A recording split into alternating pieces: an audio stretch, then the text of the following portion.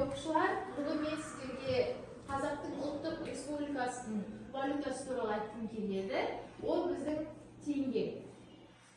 Қазақстан Республикасының ұлттық валютасы ол теңге 1993 жылы 15 қарашада дүниеге келді деп айтсақ болады.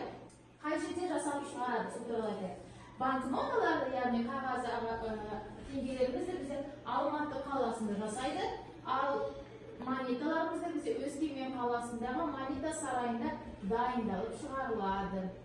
Бірінші сұрақ, Қазақстан Республикасының ұлттық валютасы ол төгірек, сом немесе теңге?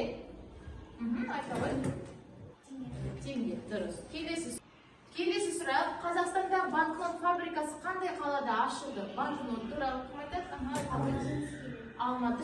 Және соңғы сұрақ, теңгенің долларға және рубльға бірінші бағамы қайсы?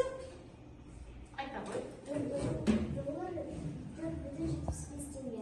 Бір рубль 500 теңге.